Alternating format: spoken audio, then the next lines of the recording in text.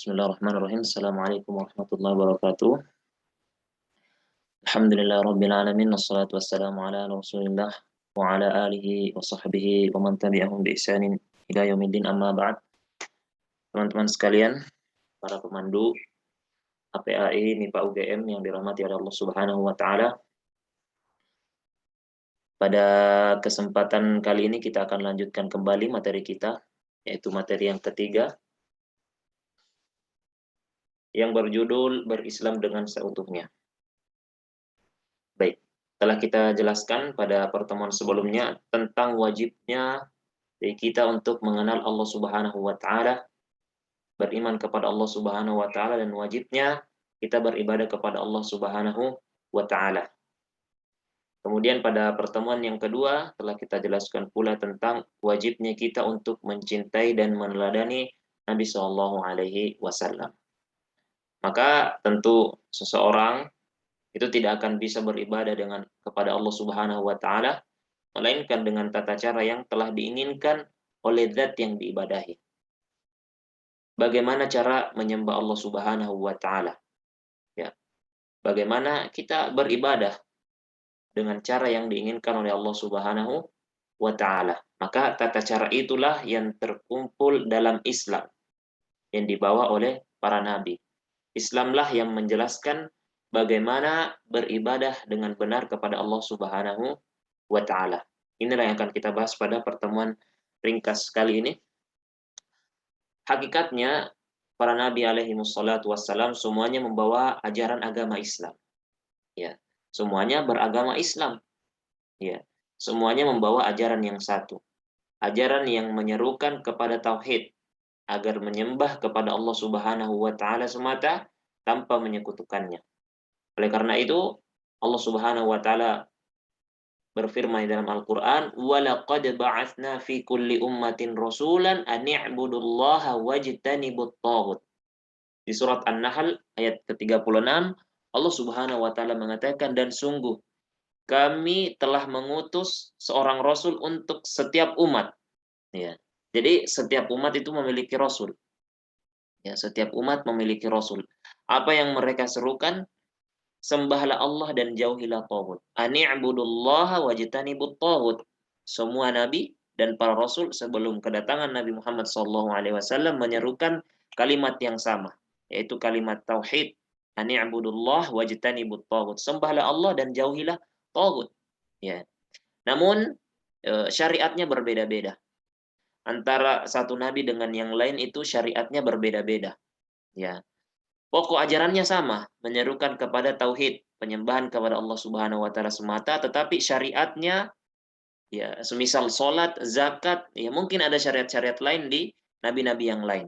Ya, syariat Nabi Nuh berbeda, syariat Nabi Ibrahim berbeda, ya. Syariat Nabi Musa pada Bani Israel itu berbeda, Bani Israelnya Nabi Isa juga beda. Dan diutusnya Nabi Shallallahu Alaihi Wasallam, Nabi Muhammad Shallallahu Alaihi Wasallam itu juga membawa rincian syariat yang berbeda pula.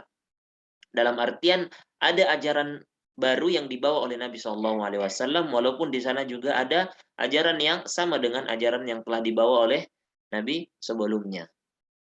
Kemudian perbedaan antara Nabi Muhammad SAW dan nabi-nabi sebelum beliau adalah bahwa para nabi sebelum beliau itu diutus pada kaumnya masing-masing. Ya, misalnya Nabi Musa diutus untuk Bani Israel. Ya, di waktu yang sama ada nabi lain diutus untuk kaum yang lain. Ya, walaupun kebanyakan yang diceritakan di dalam Al-Quran itu nabi-nabinya Bani Israel. Ya, karena nabi itu ada banyak sekali, disebutkan dalam sebuah riwayat itu ada ratusan ribu. Sedangkan Rasul itu ada ratusan. Jadi banyak. Artinya umat-umat itu diturunkan pada mereka nabi yang telah diutus oleh Allah Subhanahu wa taala. Ya. Adapun Nabi Muhammad SAW dia diutus oleh Allah untuk seluruh manusia. Ya. Seluruh manusia dan juga jin hingga hari kiamat. Artinya secara otomatis syariat yang dibawa oleh Nabi SAW itu menghapus seluruh syariat yang ada sebelumnya. Dan syariat yang beliau bawa itulah agama Islam. yang kita sekarang anut ini adalah satu-satunya syariat yang diridhoi oleh Allah Subhanahu wa taala bertahan di muka bumi, ya.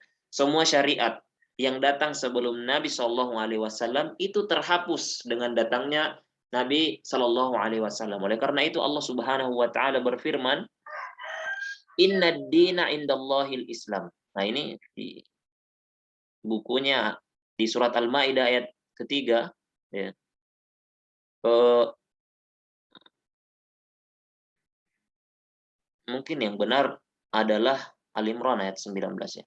Sesungguhnya agama yang diridhoi di sisi Allah Subhanahu wa taala adalah agama Islam. Inna dina indallahil Islam. Artinya, sejak Nabi Shallallahu alaihi wasallam diutus, maka semua manusia dan jin, ya, bukan cuma manusia tapi jin juga wajib untuk masuk ke dalam Islam. Karena satu-satunya yang diridhoi oleh Allah Subhanahu wa taala adalah agama Islam. Oleh karena itu Allah Subhanahu wa taala juga berfirman di dalam ayat yang lain, "Wa may yabtaghi ghairal islami dina." Di surat Ali Imran ayat 85. Allah mengatakan, barang siapa yang mencari agama selain Islam, falay yuqbala min, maka dia tidak akan diterima, agamanya tidak akan diterima. Ya. Wa huwa fil akhirati minal khasirin. Dan di akhirat dia akan termasuk dari orang-orang yang merugi. Ya, ini ancaman bagi seseorang yang beragama bukan dengan agama Islam. Agamanya tidak akan diterima dan dia akan merugi di akhirat. Ya. Ini menunjukkan bahwasanya berislam itu wajib. Berislam itu wajib. Kalau ingin selamat, maka harus Islam. Ya. Bagi semua umat manusia dan jin wajib untuk memeluk agama Islam. Oleh karena itu di hadis yang lain, di sebuah hadis Nabi Shallallahu alaihi wasallam bersabda, "Walladzi nafsu Muhammadin biyadih." Demi zat yang jiwa Muhammad ada dalam genggamannya. La yasma'u bi ahadun min hadhil ummah. Ya. Tidaklah seorang pun dari umat ini yang mendengar akan kedatanganku. Yahudiyun au Nasraniyun. Baik dia Yahudi atau Nasrani, ya. Tsumma yamutu wa la yu'minu billadzi ursiltu bihi illa kana min ashabin nar. Ya. Tetapi dia tidak beriman kepadaku, dia meninggal lalu dia tidak beriman kepadaku, ya. Ini semenjak diutusnya Nabi Shallallahu alaihi wasallam. Tentu sebelum diutusnya Nabi Shallallahu alaihi wasallam ada syariat, ya, untuk kaum-kaum. Semisal Bani Israel, ya, dia masuk apa namanya? Orang beriman ketika dia beriman kepada Nabi Musa. Tetapi ketika Nabi Shallallahu alaihi wasallam datang, maka syariat yang ada itu dihapus. Ya, makanya dikatakan di dalam hadis ini, ya, tidak ada seorang pun dari umat ini, baik dia Yahudi dan Nasrani, ya. Kemudian dia meninggal dan tidak beriman kepadaku, kepada yang aku diutus dengannya itu Islam, melainkan ia pasti akan masuk ke dalam neraka. Ya, makanya eh, semua jin dan manusia itu wajib untuk masuk ke dalam Islam tanpa terkecuali, ya, wajib untuk memeluk Islam. Ya. Kemudian, ya, di halaman materi ini, ya, dibawakan tentang ayat di surat Al-Baqarah ayat 208, ya ayyuhalladzina amanu dkhulu fis-silmi kaffah. Ini adalah ayat yang memerintahkan kita untuk masuk ke dalam Islam secara utuh. Ya, secara utuh.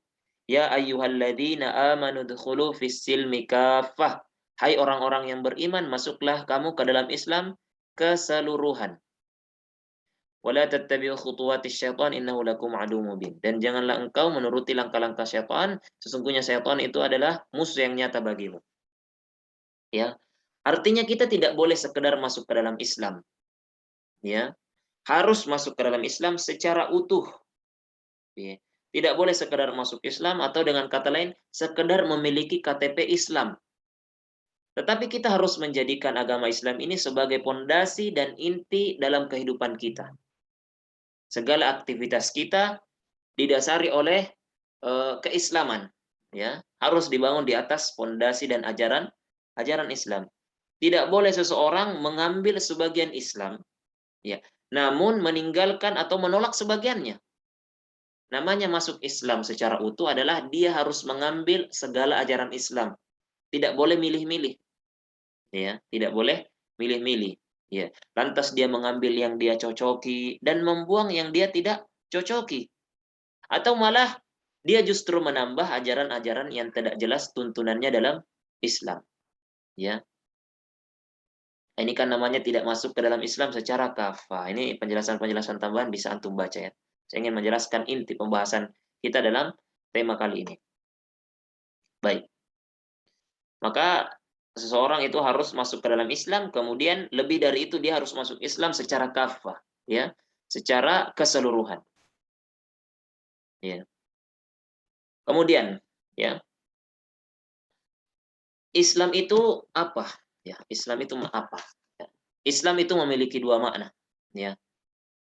Dikatakan oleh para ulama, al-Islamu yaitu al-istislamu lillahi bit-tauhid, ya, wal inqiyadu lahu bit-tha'ah wal bara'atu minasyirki wa ahli.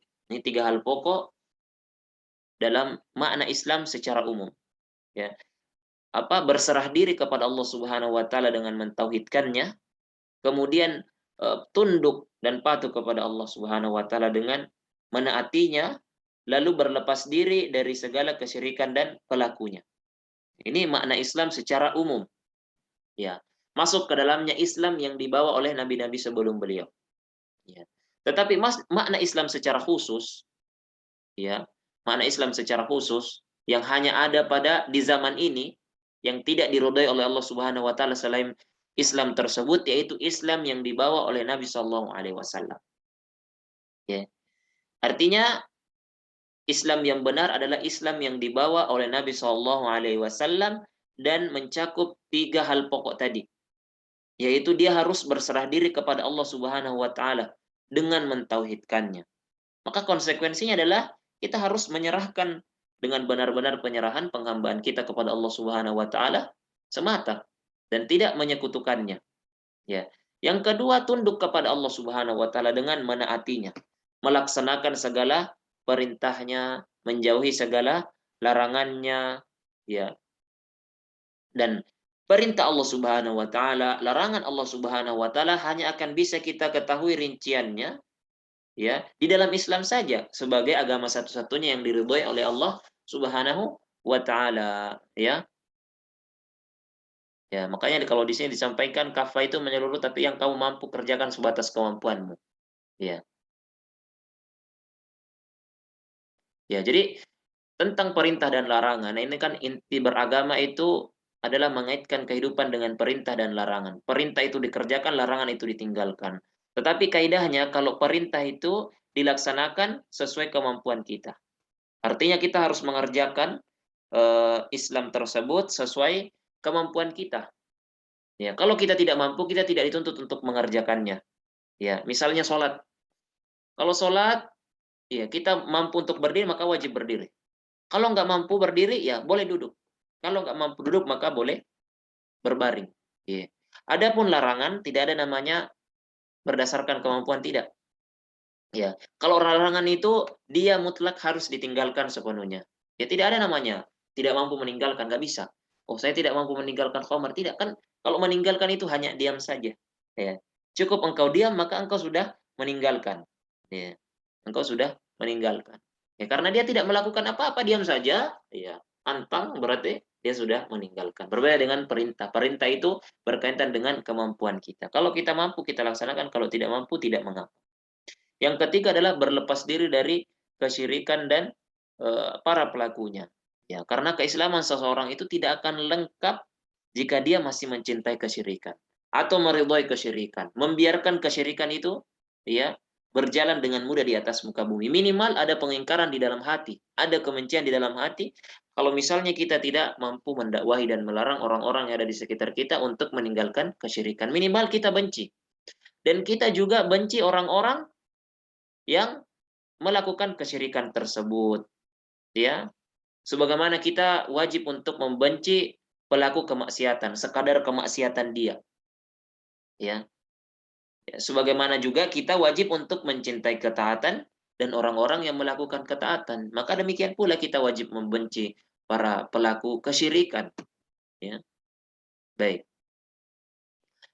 Itulah tiga hal pokok yang paling inti di dalam Islam yang ya kaitannya dengan definisi Islam yang tadi kita sampaikan. Adapun rincian-rinciannya maka tentu tidak cukup ya dalam 1, 2, 3 pertemuan bahkan sebulan pun daurah itu tidak cukup untuk mengetahui segala ajaran dalam Islam seluk-beluk agama Islam. Ini membutuhkan kajian yang bertahun-tahun ya kalau mau bahas satu persatu.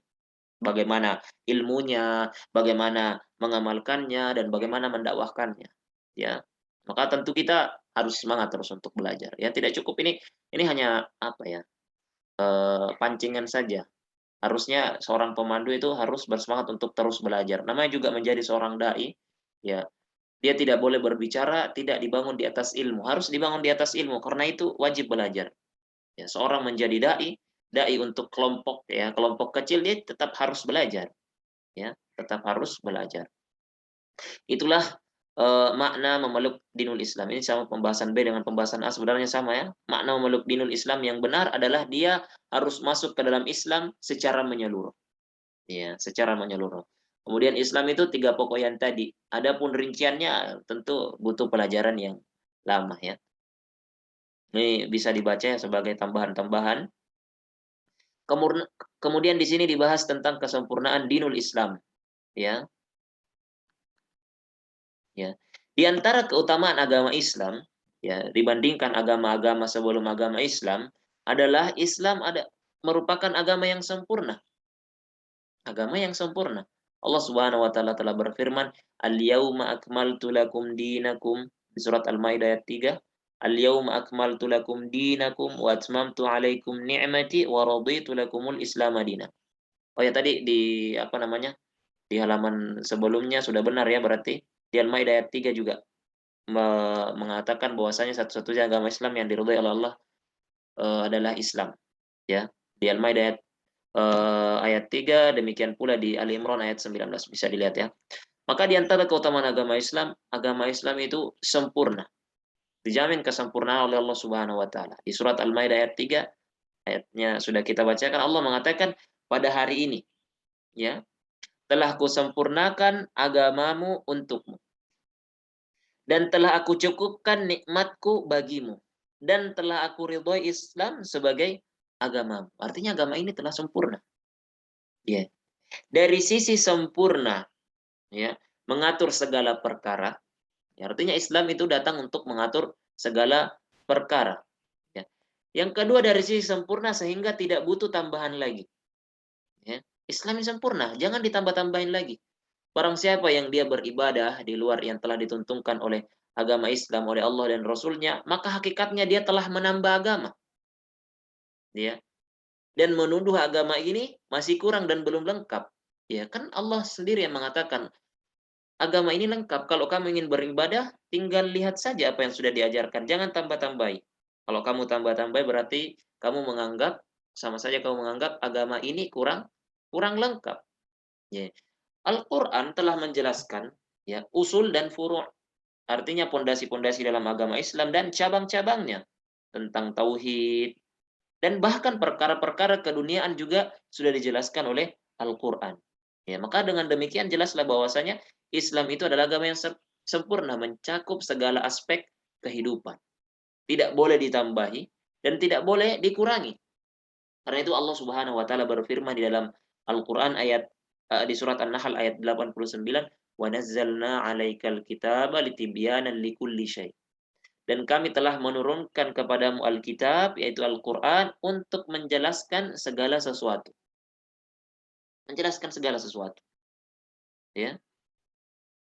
Maka dengan demikian, ya, tidak ada sesuatu yang dibutuhkan oleh manusia di dalam kehidupannya, baik yang menyangkut masalah kehidupan akhirat, baik yang menyangkut masalah kehidupan dunia, kecuali telah dijelaskan oleh Allah Subhanahu wa taala di dalam Al-Qur'an, secara tegas atau dengan isyarat. Ya, dan tidak mungkin semua dijelaskan secara tegas, ya. Karena Al-Qur'an itu ya tebalnya segini, sedangkan permasalahan kita banyak. Ya, bisa jadi dijelaskan secara tegas atau secara isyarat, ataupun dijelaskan secara tersurat ataupun tersirat. Kita lihat kaidah-kaidah sehingga kita bisa menyelesaikan permasalahan kehidupan kita menggunakan kaidah yang disebutkan dalam Al-Qur'an atau hadis. Ya, mungkin ada orang yang bertanya, apakah di dalam Al-Qur'an ya ada ayat yang menjelaskan tentang jumlah rakaat sholat 5 waktu, bagaimana bacaan-bacaannya, ya, ya. Bagaimana padahal ini nggak ada, ya, padahal nggak ada. Bagaimana mengkompromikan bahwasanya Allah Subhanahu wa taala telah menjelaskan segala sesuatu di dalam Al-Qur'an? Maka jawabannya Allah menjelaskan di dalam Al-Qur'an bahwasanya kita wajib untuk mengambil dan mengikuti apa yang telah disabdakan oleh Nabi Shallallahu alaihi wasallam. Artinya kan ada, ya, tidak tersurat tetapi tersirat. Ya, artinya kalau tidak ada dalam Al-Qur'an, ambil dari hadis karena di dalam Al-Qur'an Allah mengatakan, "Ambillah dari Nabi Shallallahu alaihi wasallam." Allah Subhanahu wa taala berfirman di surat Al-Hasyr ayat 7, "Wa ma atakumur rasulu fakhudhuhu."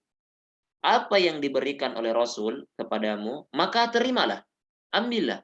Wa ma nahakum anhu fantahu. Apa yang dilarang maka tinggalkanlah. Jadi kalau misalnya tidak didapatkan, ya, di dalam Al-Qur'an, Al-Qur'an menyuruh kita untuk mengambil dari Nabi. Akan dijelaskan oleh Nabi Shallallahu alaihi wasallam. Bahkan, ya, apa namanya, Islam adalah agama yang mengatur semua perkara, ya, bahkan tentang buang air, ya. Karena itu kalau tidak salah Salman Al-Farisi pernah berjumpa dengan orang Yahudi mengatakan, "Apakah Islam adalah agama lengkap?" Iya, betul, agama yang lengkap dikatakan oleh beliau. Bahkan dakhalal khala, sampai masuk ke dalam WC juga diatur, ya.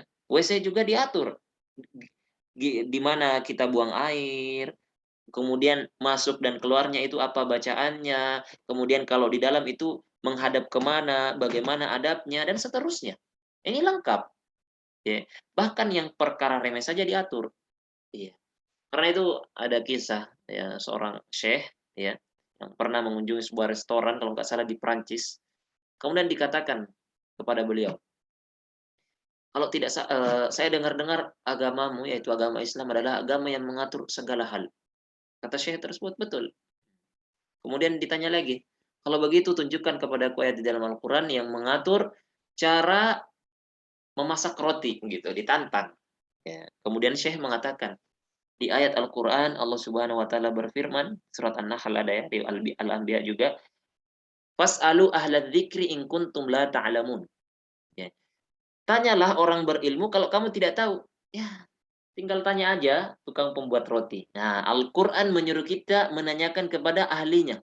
Ya, artinya ada secara tersirat. Walaupun ini mungkin perlu dibahas ya, tafsiran dari ayat ini apakah memang demikian atau tidak. Tapi intinya, ya, Al-Quran itu menjelaskan secara tersurat dan tersirat. Ada isyarat-isyarat.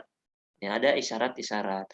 Oleh karena itu, jika perkara yang remeh saja, remeh-temeh, yang kecil, dibahas di dalam Islam, bagaimana pendapatmu dengan perkara yang lebih besar dari itu? Tentu saja diatur. Ya, tentu saja diatur. Inilah yang disebut dengan syumuliyatul Islam. Ini bisa dibaca ya. Kesempurnaan kesempurnaan Islam. Ya. Islam mengatur tentang hubungan sosial, bagaimana hidup di dalam rumah tangga, diatur cara bermuamalah dengan antara suami istri, bagaimana bertetangga, ya, ini diatur semua di dalam pelajaran adab dan akhlak. Ya, hadis-hadis Nabi Shallallahu alaihi wasallam banyak. Bagaimana bermuamalah dengan anak, ya, dengan orang tua, dengan tetangga kita, kawan kita bekerja dan seterusnya diatur, ya. Tentang ekonomi juga dibahas, ya. Diatur bagaimana konsep jual beli, ya, di ilmu fikih, ya, di bab apa, fikih buyu misalnya. Kemudian diatur tentang sedekah, ya, dan zakat, ada syariat tentang sedekah dan zakat yang bisa mengatur keseimbangan perekonomian di tengah masyarakat sehingga tidak ada yang miskin semakin miskin, kaya semakin kaya. Nah, ini ada syariat sedekah dan zakat kalau diamalkan insya Allah tidak ada kemiskinan yang semakin miskin, kekayaan yang semakin kaya, ya. Tentang hukum dan keamanan, diatur juga dalam Islam. Ya, bagaimana hukuman untuk para pencuri, peminum khamar, pelaku zina dan seterusnya itu di bab hudud dan jinayat. Ya, kalau diamalkan ini pasti aman negara kita. Wih, ada yang mencuri dipotong tangannya, ada yang berzina dicambuk atau dirajam kalau sudah menikah. Iya. Tentang politik juga diatur di dalam Islam. Ya. Karena itu ada pembahasan tentang siasah syariah. Siyasah syariah. Ya, bagaimana mengatur pemerintahan yang adil dan mencakup kemaslahatan untuk seluruh masyarakat itu sudah diatur semuanya di dalam Islam. Andai saja kita semuanya mau kembali ke hukum Islam, maka niscaya kita akan selamat di kehidupan dunia kita hingga kehidupan akhirat kita, ya. Dan akan tersebarlah keamanan dan keberkahan di seluruh penjuru negeri. Oleh karena itu, Allah Subhanahu wa taala berfirman, "Walau anna ahlal qura amanu wattaqau." Di surat Al-A'raf ayat 96, seandainya para penduduk negeri itu beriman dan bertakwa, la fatahna 'alaihim barakatim minas sama'i wal ard. Niscaya kami akan melimpahkan kepada mereka berkah dari langit dan dari bumi. Ini, kalau kita beriman, bertakwa, yang menjalankan syariat Islam, maka akan terwujud keamanan, kebahagiaan, keberkahan di dalam kehidupan kita.